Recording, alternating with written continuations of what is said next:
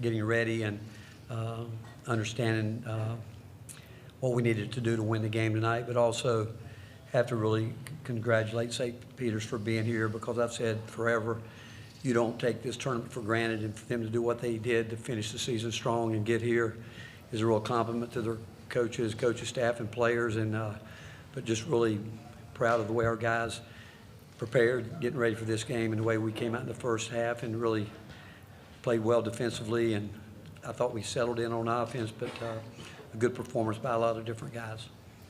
Okay, questions. Wait for the handheld mic, and these questions are for Jonas and Zakai first. First question. Rob Lewis of VolQuest.com. Zakai, how good did it feel to be out there? I imagine you've been waiting 2 years for this night. Yeah, man. I mean, it feels pretty good, you know. Job's still not finished, though. So we still got to handle Texas, but it's a good feeling to be back out there.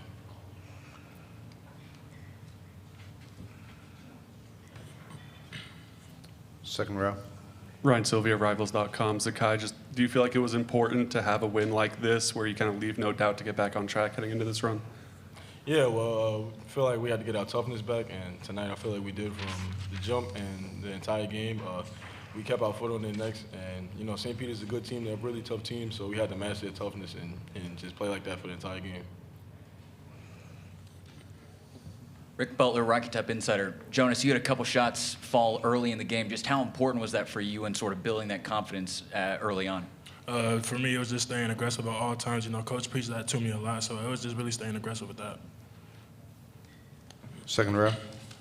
Wes Rucker, 24/7 Sports. Jonas, sort of a similar question. I know y'all always want to play inside out, but when you see the sort of size advantage that you had, did you just kind of really think like, okay, I really need to be aggressive early in this game? I mean, of course, like I said before, Coach been preaching it. We've been working on it a lot in practice too. So, you know, just doing what we do in practice to the game.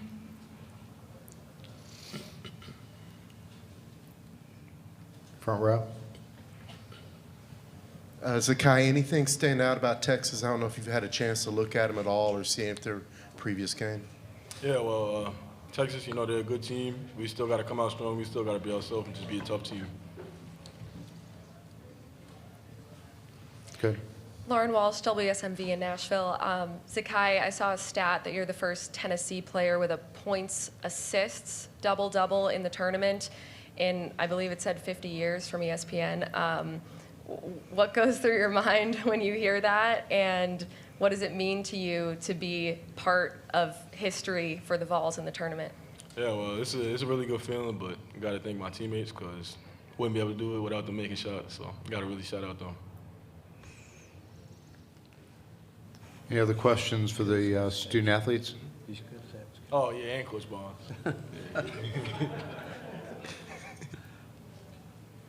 No more questions for Zakai and Jonas? Okay, thanks, guys. You guys head back to the locker room. Good job. Good job tonight.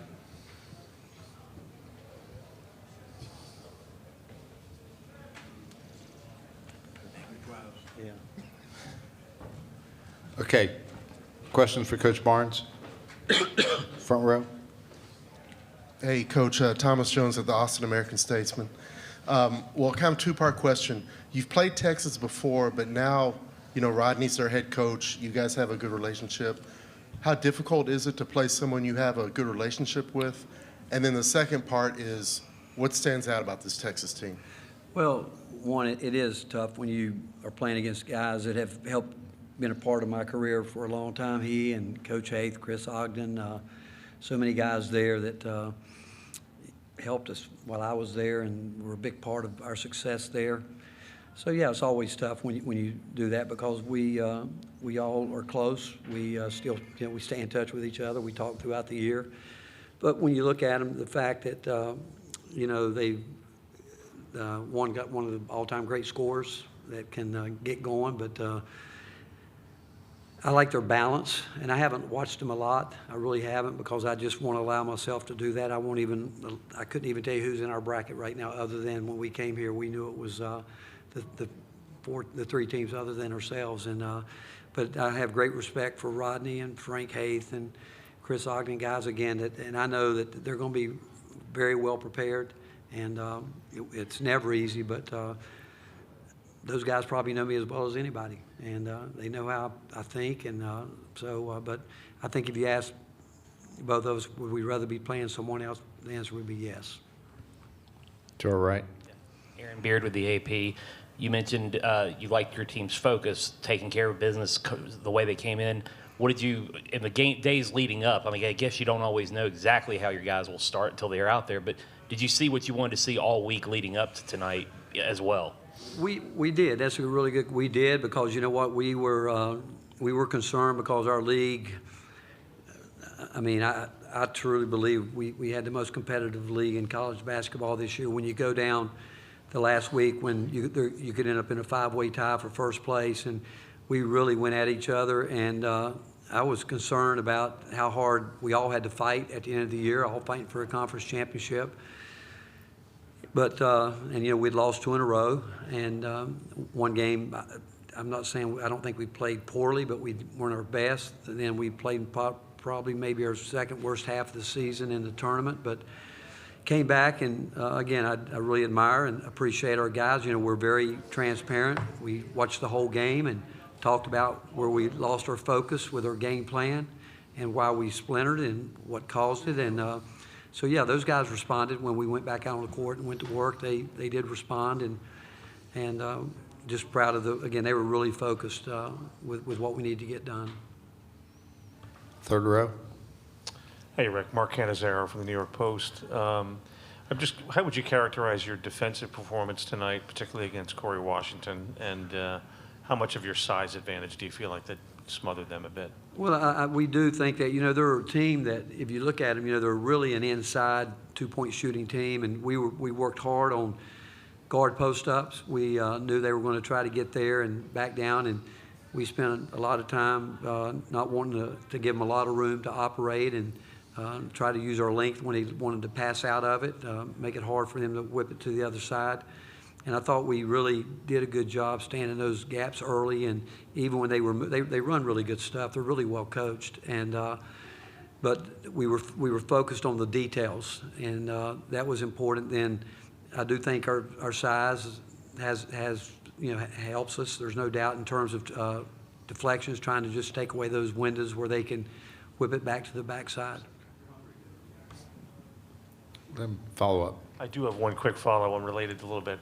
You had a pretty good long moment with Bash on when you on the handshake line. Can you share maybe the message you might have given him? I just told him I think he's got a great future, and I thought he had done a great job. And what I'd say, getting to this tournament's hard, and when you get here, right now it's tough when you lose, because you know, believe me, they came into this game expecting to win.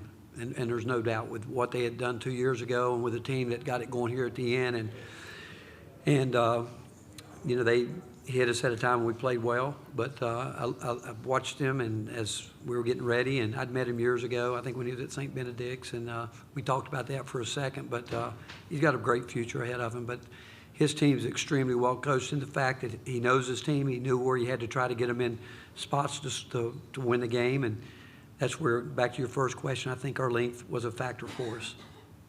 Second row. Wes Rucker with 24/7 Sports.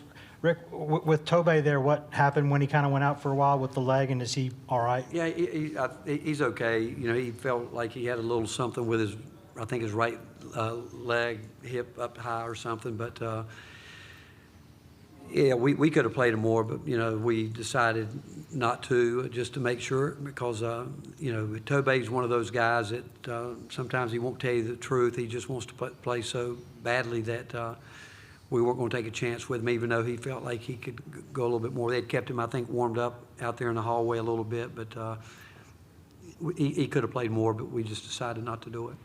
Third row to our left. Lauren Walsh from WSMV4 in Nashville. Yeah. Hi, Coach.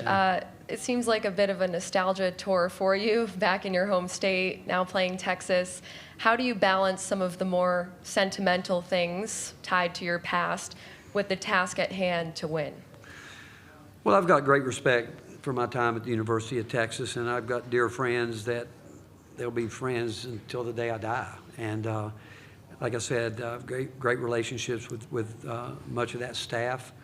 But I've been gone 9 years, and I'm a Tennessee volunteer. And the time I had there was, special because really there's a lot of people there that touched my lives, and we've had a lot of people that have left that program and done extremely well. But I think the good Lord for the, coming to Tennessee was a blessing. I maybe didn't know it at the time, but I couldn't have asked for a better way to be in a position where my career will end. And when we get ready to play, I can assure you that Rodney and his staff are going to try to win that game as hard as we can, and I can tell you we're going to try to do the same thing. Front row. Coach, I know you never know how it's going to go until the game gets started, but when you're in the locker room and you look around and the only guy in your rotation who has not played multiple NCAA games as a first-team All-American, how much confidence does that give you that your guys are going to handle the moment? Well, we've talked about it, and I will go back again to the start of the year, our non-league schedule, going on the road, Michigan State, going on the road to Wisconsin, Illinois coming in, and, Purdue, all that. But it's playing in our league where we were in hostile arenas all year, and our crowds were great everywhere we went. But honestly, to answer that question, you hope they respond well, but you're not sure until they get out there. And we kept trying to tell them to, have fun. You've worked hard to be here, and because you do worry about that. You do worry about when they step out there, because this is something all kids grow up wanting to be a part of March Madness. They all do. And we said, okay, you grew up thinking about it. Let's go have fun being here. You've earned it, and just be who we are.